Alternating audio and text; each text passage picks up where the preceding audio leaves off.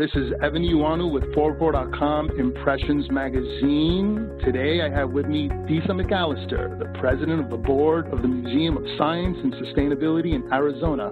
In your own words, tell us a little bit about your organization. The Museum of Science and Sustainability is a 501c3 nonprofit. We're based out of Arizona. And we were formed in order to address some questions about sustainable living. At the time that we had formed, there's really only two ways to get information if you're trying to rebuild your house in a more sustainable way, or just look at how you can drive more sustainably, all the products that are on the market. You can either go to YouTube and watch a video. So we wanted to come forth and bring forth a lot of different options and be something that people can come up and touch. We have some different structures that people could go in and see what court flooring looks like, and we would have a true cost analysis of everything in the building or whatever we had built, so people can see how much it costs, how much the energy usage is, and basically they just have more options. That's fantastic. So any plans to expand geographically? I mean, right now, are you guys focused in a particular town or neighborhood, or exactly how does it work?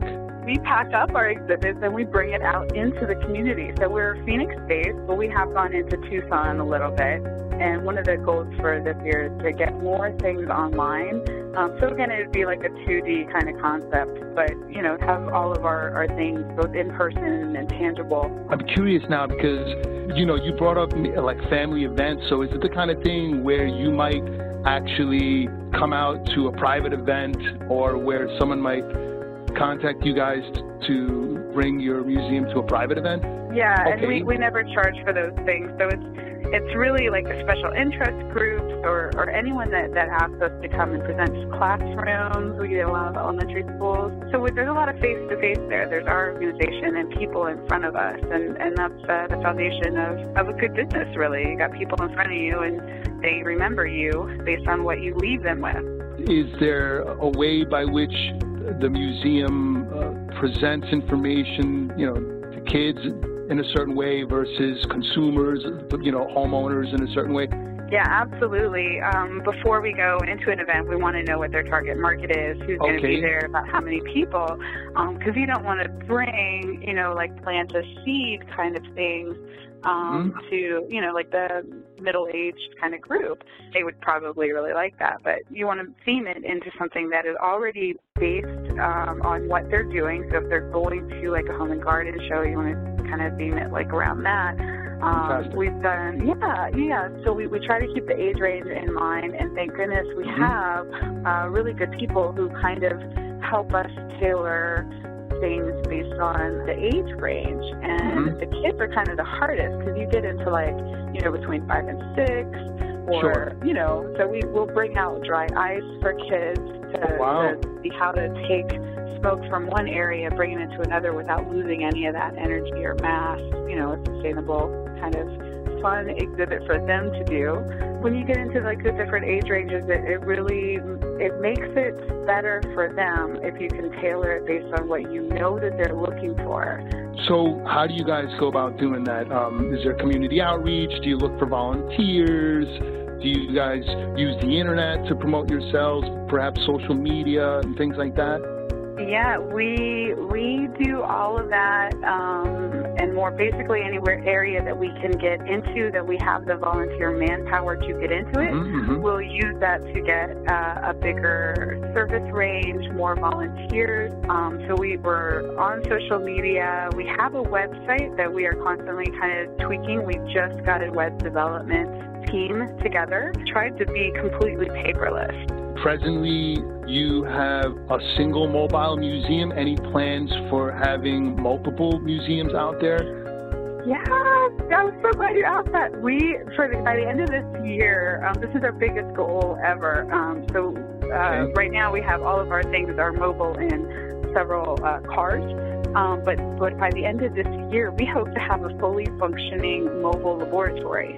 How do you go about? Because I imagine, obtaining these materials and putting an exhibit together can be very costly. So far, we have just gotten enough for what we need. We don't have like an excess or anything. So basically, like for a project, we'll go like search the funding, and we usually hook it, around town, the local businesses and things. And there's been a couple grants that we've gotten for a few key projects. But one of the goals for this year is to get like enough income so that when we think of a really good idea, we don't have to wait for the funding to come in. But it's right there, and we can act on it when it's needed, or while we're thinking about it, and explore new exhibits and things in a kind of more organic way. Because if we have to wait for 6 months to get certain exhibits up, some of that information is a little bit outdated at this time. Things are moving so quickly.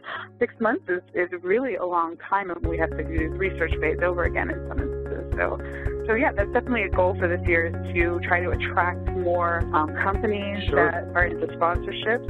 If you could sum up, or at least think of a few industries or organizations that fall into a certain category, what would those categories be that might be the kind of organizations you're looking to meet up with? Or construction would be amazing, because we do want to have more physical, kick the tires kind of exhibits. Solar panels, the hybrid cars. But really, we're a community-based organization, so even the small business owners are very important to us. If they are splitting their profits and giving us a piece of things that they have worked very hard for to make their business run, and they're supporting our organization, I mean, that's amazing and huge, and it fulfills the sense that we are serving the community when we get some kickbacks from smaller businesses.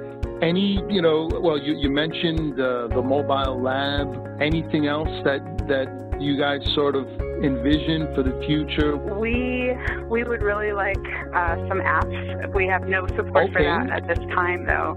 Fantastic. So that people can kind of like research things on their phone really quickly and find like local resources for the things that they want. We have been talking around the idea of getting some apps out there, and that's something that we have creating more and better partnerships with the community at large, and putting more of this online so that other communities can benefit from the research that. Great. Well, your website. We are at thebigmoss.org. And you guys are on social media as well? Absolutely. Please do. And look for the big M. That's our little icon. Great speaking to you, and we look forward to seeing your continued success. Thanks so much.